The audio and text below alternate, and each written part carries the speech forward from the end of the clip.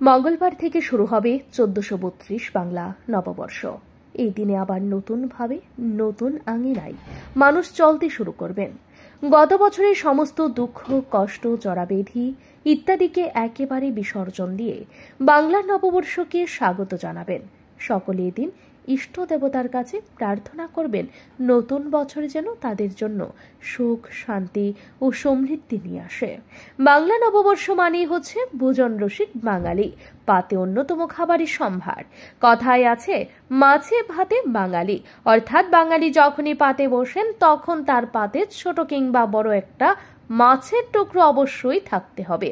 আর বাংলা নববর্ষ বলে কথা, এদিন পাতে ইলিশ থাকলে তো আর কথাই নেই।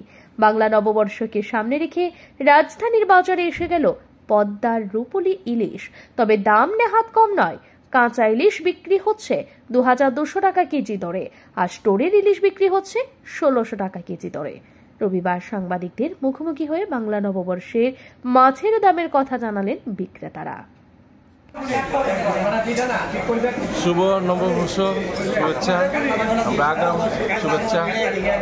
ইলিশ কাঁচা ইলিশ কাঁচা ইলিশ 1 কেজি 300-400 হইলে ২,০০০ বা ২২০০।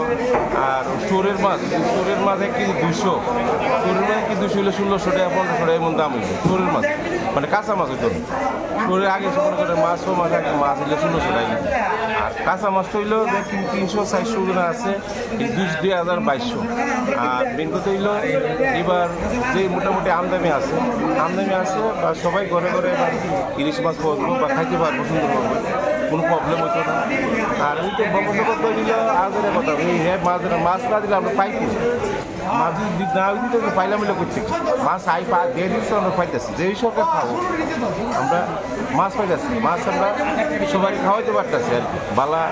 এক বিক্রেতা বলেন, বাংলাদেশ থেকে পদ্মার ইলিশ এসেছে, তবে হাসিনার সরকার থাকার সময় যেভাবে বেশি ইলিশ আসতো বর্তমান সরকারের সময়ে সেই পরিমাণ ইলিশ আসেনি বাজারে, তাই দাম কিছুটা বেশি।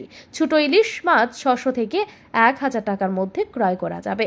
মাছের যে চাহিদা তাতে সবার ঘরে ঘরে ইলিশ মাছ নিতে পারবেন।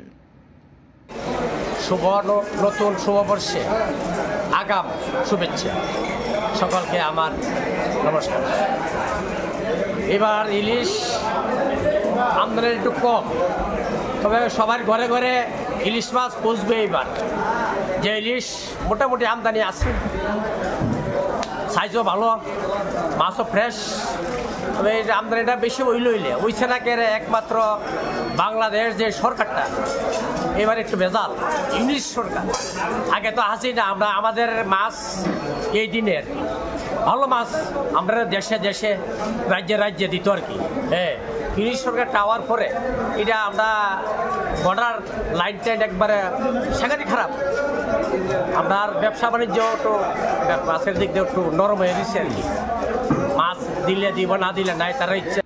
আর মাত্র একদিন বাদেই বাংলা নববর্ষ। এই নববর্ষকে কেন্দ্র করে ইতিমধ্যে বাঙালির ঘরে ঘরে চলছে ব্যাপক প্রস্তুতি। দিবারাত্র চলছে মেনু তৈরির কাজ। কে কত ভালোভাবে এই দিনে খাবার গ্রহণ করতে পারেন তার প্রচেষ্টা চলছে। গৃহিণীরাও সবাই ব্যস্ত নববর্ষের জন্য স্পেশাল রান্নার মেনু নিয়ে। সেই সঙ্গে আছে পুজো পার্বণের প্রস্তুতি। ব্যুরো রিপোর্ট, ঋদ্ধি নেটওয়ার্ক।